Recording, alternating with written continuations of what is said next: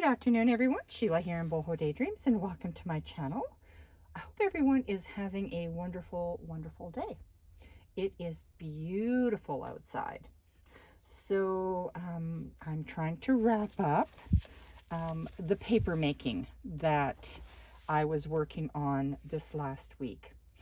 And the video is going to be a little bit pieced together. And so I'm just warning you on that because I don't have space inside to do the complete process, so I had to take it outside. And I don't have a camera arm big enough to do something like the paper making. So it had to be done in chunks. So you may have to do some fast forwarding. I don't know. But I tried to give you step by step of what I do, what I use, and how I do it. And I'm just going to say I am so impressed with this paper. It's beautiful. I embossed it, and it embosses beautifully, and then it tears. Look how gorgeous that tear is. So that was this piece right here. I just tore it, and it turned out beautifully. Now, none of this is perfect because I'd never made paper before. I watched different videos, but really just decided to come up with my own simple version of paper, scrap paper, and water.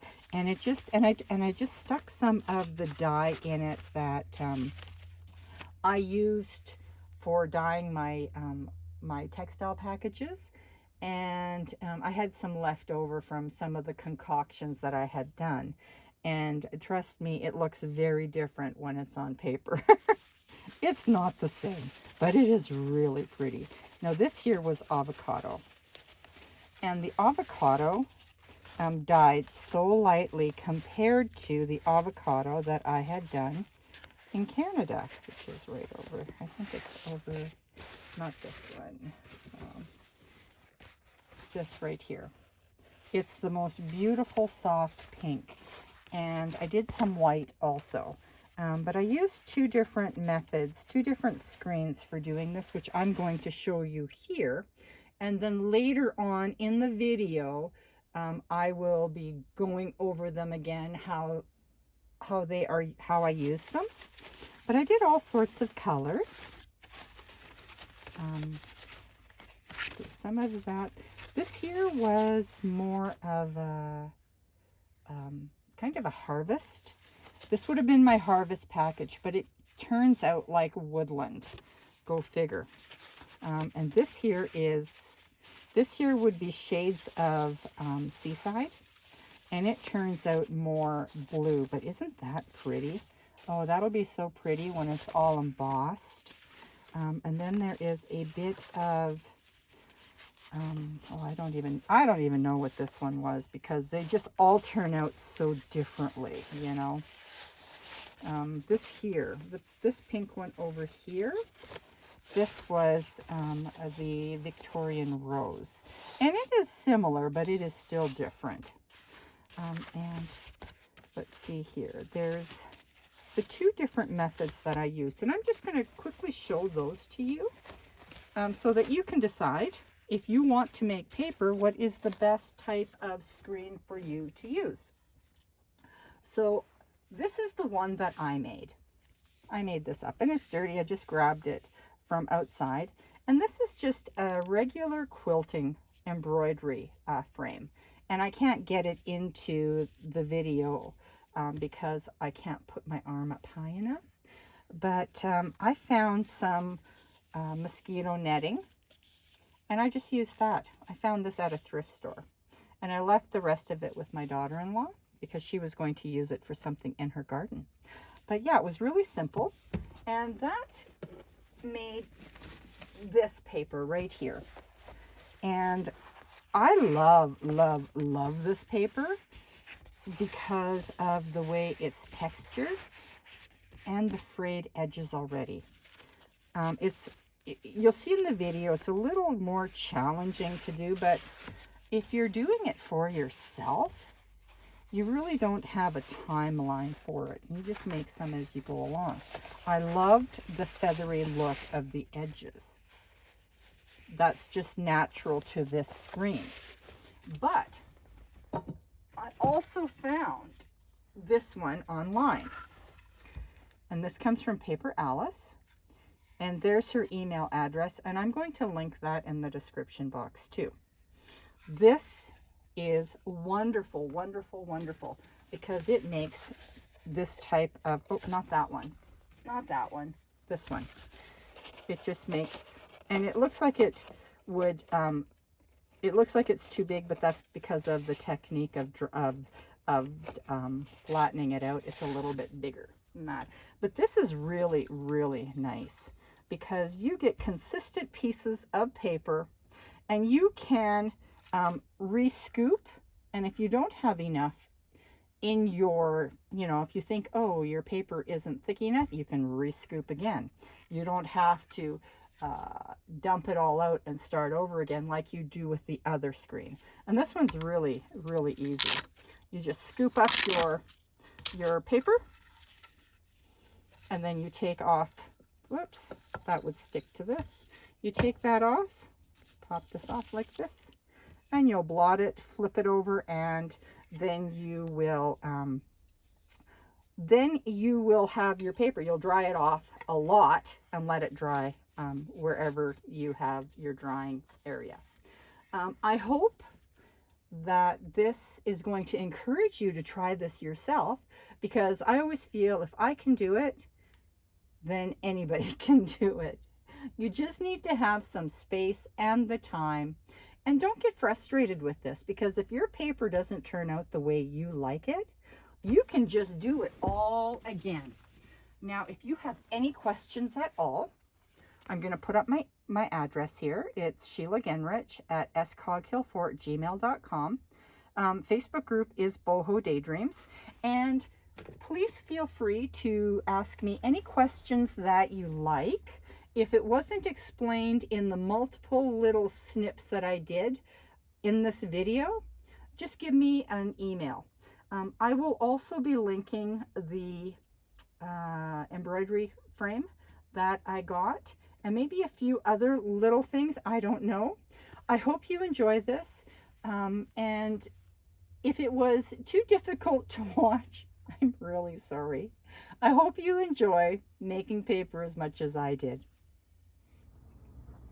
Good morning, everyone. Sheila here in Boho Daydreams, and welcome to my channel. I'm sorry, I forgot I was going to do a video on the process of how I do my paper. So what I had done in advance, and you can see along the sides is right here, is I have taken my paper, my copy paper scraps, when I print out invoices, etc., shipping labels, and so on. I just kept the scraps of that, and I decided this time, because it was my first time, that I was only going to keep the white bits. So I tore it all up into those little squares that you see, and somebody suggested a paper shredder, and that would probably work a lot better and a lot faster. Anyway, so I then took and put them all into my bucket here, and I put boiling water on it because I want to soften it up and soften the pulp up. And I'm going to ask you to forgive me already, because I know that it's going to be edited together, or I'm going to attempt to edit it together, so that way you're not going to see all the bits and pieces and splatter and noise that this process takes. So I'm going to, because I'm doing this one-handed without without my video stand, I'm going to show you what I found at the thrift store. And so this is the first process that I use, and it's going to make a lot of noise and it's going to splash. So I'm not going to do this on the video, but I'm going to I'm going to do, oh boy, it's going to slide right on in. Stand, little guy. Okay, so I'm going to zip this up and then I'm going to come back. So after I put it through the handheld blender, this is kind of what it looks like. And I like to keep it hot because I feel like it breaks down the paper a bit better than when it's cold water. So it's nice and pulpy, and I'm sorry for the jerkiness of the video, but it is really nice and pulpy. And this is good. You can go with this, but if you like it just a little bit finer, then you can put it through a blender. And I'm going to do some right now, and then I will be back. So I have pulverized it a little bit, and it doesn't take very long, just a few little bit of whipping it around, and it kind of just took care of the extra pieces that just didn't get mushed up with the handheld blender. As you can see some of that stuff right there. When you put it into the blender, it just takes care of those bits. Otherwise, it's about the same consistency with the hand blender. I'm just making so much right now that, as you can see, there were bits and pieces that I just couldn't get. Okay, so now I'm outside. I have my paper pulp. I've got some water and some coffee. I've got my container to mix the water with the paper pulp. And I purchased this paper screen from Paper Alice, and I'm going to link her in the description box. This is something that I found later on as I was searching for a better screen, because this is the one I used, and I still have some paper on it from when I was in Canada. But this here, and this works fine. It was just a little bit challenging because it wasn't very tight, and it was just something that I thought I could use before I found a decent paper making screen and mold. And all it is a PVC quilting embroidery frame, and then I found some fine mesh plastic screen at a thrift shop. So you'll also need a sponge, and Alice sent some beautiful blotting papers, which will be very, very handy. And then I just set up this blanket to absorb the moisture. And I also set up the paper here because with this big screen, if I'm going to use that, it works better if it's on paper, just because it doesn't have a frame that it just works differently than the other mold would work. Anyway, so I'm going to make a few pieces of paper, and then I'm going to come back. So I have a piece done like this, and then I also have a piece done like this. And this one here takes a little bit of time to dry, to let go of the screen, so it takes a little bit longer. But this paper right here will give you the feathered out edges, whereas, sorry about this piece here is going to have the really, really nice square edges, and I'm going to be able to take that inside and dry it later if it starts to rain. The other one's a little more difficult because it's got to come off of the screen. So if you're making a lot of paper, this is probably the way to go. This is really, really nice. This piece here, you'll dip, and then you'll let it dry a little bit, and then you'll take it off of here.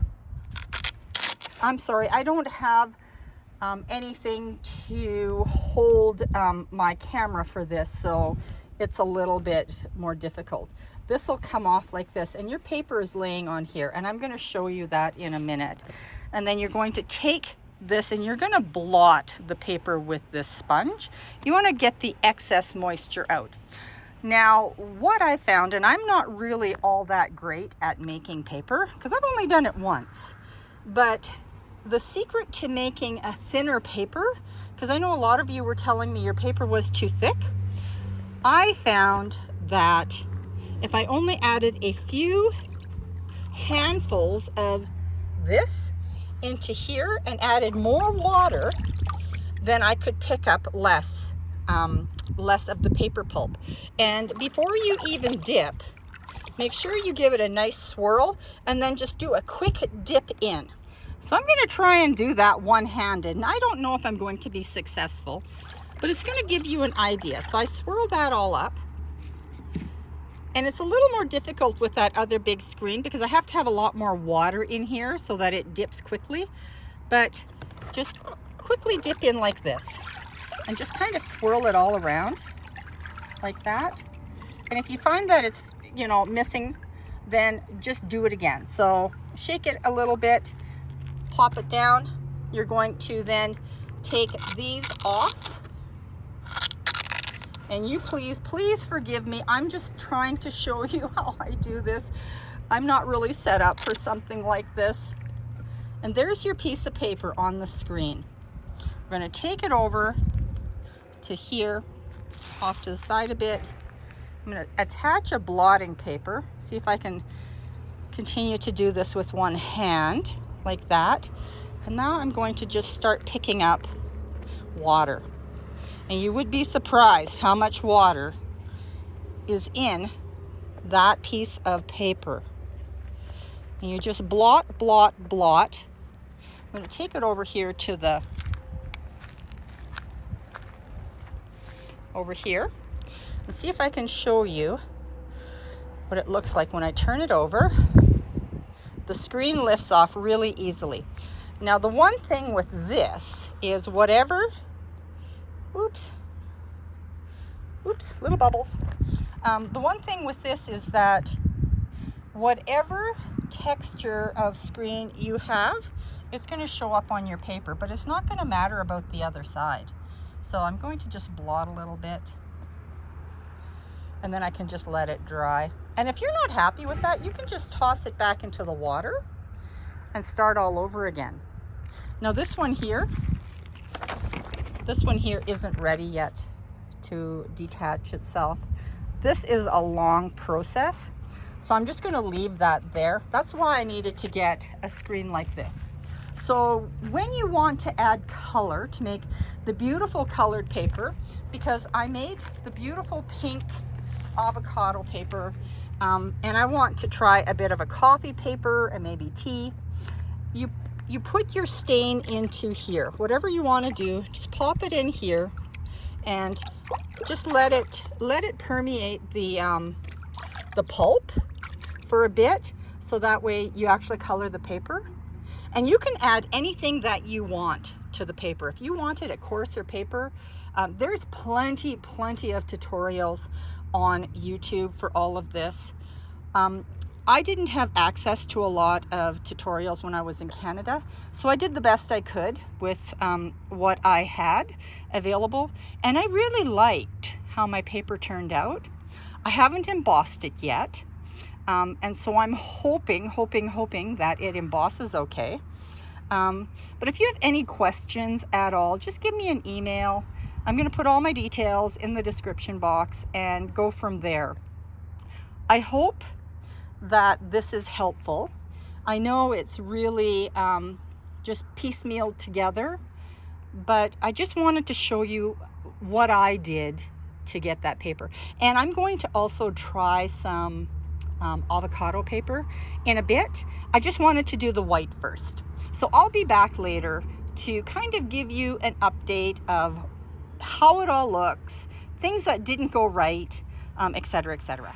So I had a little look at some of the little videos that I've done, and I noticed the last little video, I was out of frame, and I really am sorry. I can't do this better. I'm hoping that you're able to kind of pick up what I've done and make it your own. So I want to show you again. I like this frame. I really like this frame. It is so much simpler than the other one that I'm using. The other frame is a little bit big, so I need a bigger basket, a bigger tub like this, so that I can dip it quickly and get paper pulp all over the screen, because it doesn't work to pour it on. It just leaves big holes everywhere. So anyway, I'm just going to do this again, and I'm one-handed here. So I had some of the concoction that I had mixed up before I left for Canada. I had some of the sage dye that I had left over. So I thought I would just use that and see how that looks. So first of all, you mix everything up like that. I'm going to see if I can do this with my right hand here. It might work better than my left hand. I don't know. So see how I've mixed all that up? This is really, really handy, because you're just taking it and scooping it up like that. And it works really, really, really well. And now there is a little bit, because I'm outside, there's a little bit of debris, like that piece over there that you can see. So I brought my tweezers out, and I'm just going to pull that out.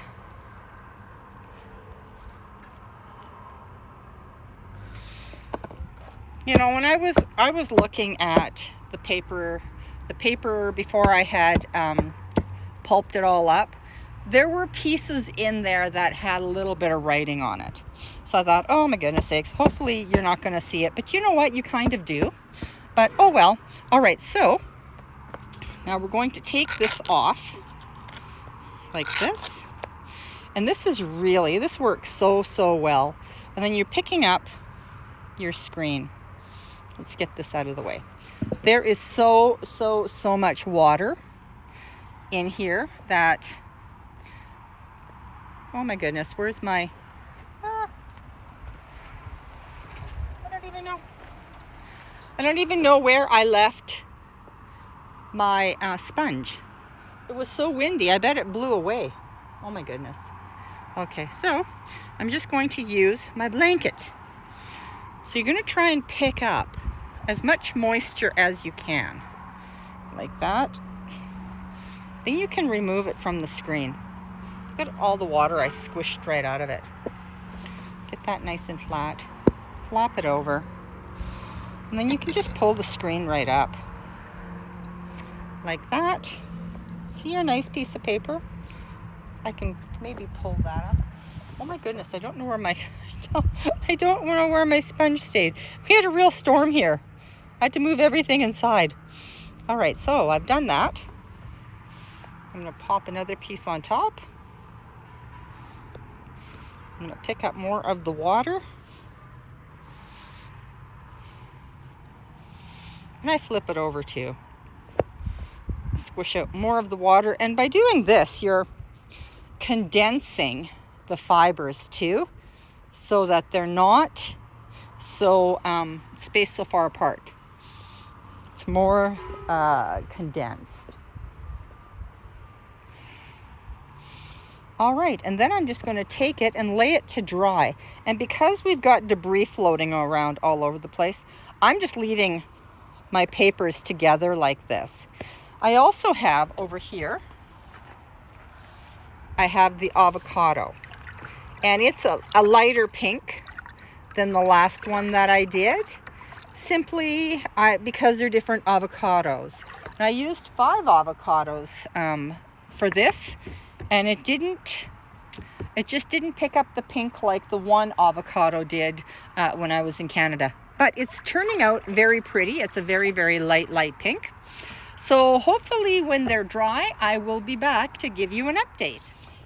Well, I am back and I am almost ready to wrap up what I've been doing. So I just wanted to give you a little bit of what I learned with this process this time. And what I did is when I found that I had added too much or not enough color of whatever, you can use any sort of coloring you want, whether it's natural or whether it's dye. It's just an experiment.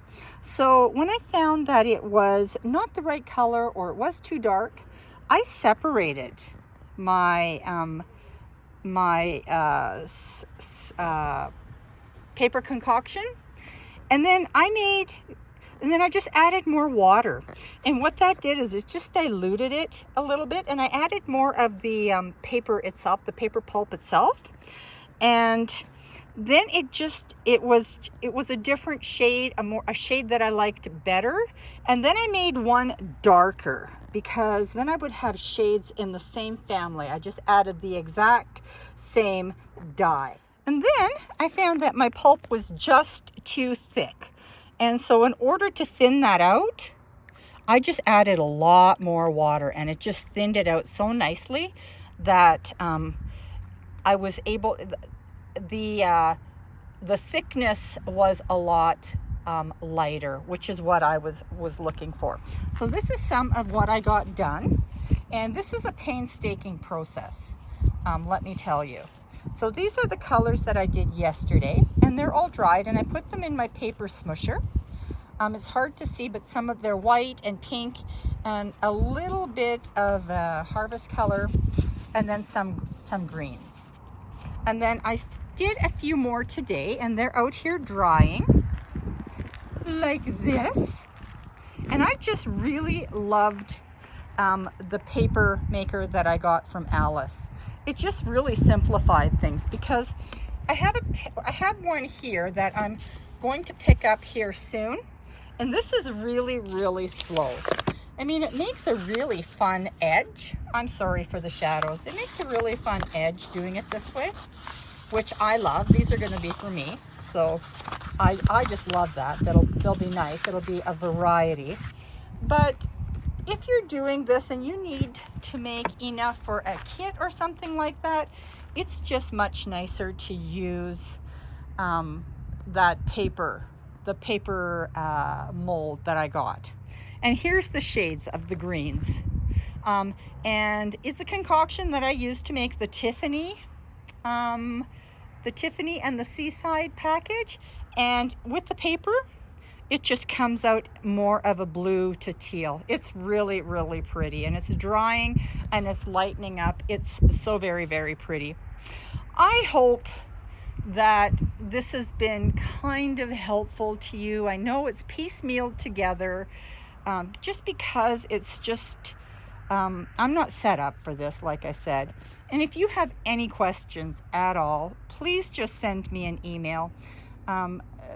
At the beginning of this video, you're just going to see everything that I did, and then it's going to explain the process of it all. Thank you so much for watching. Thank you always for your feedback and your constructive comments. Helps me a lot.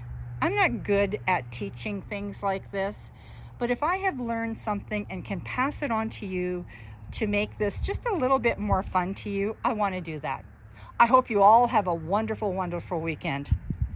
Bye-bye.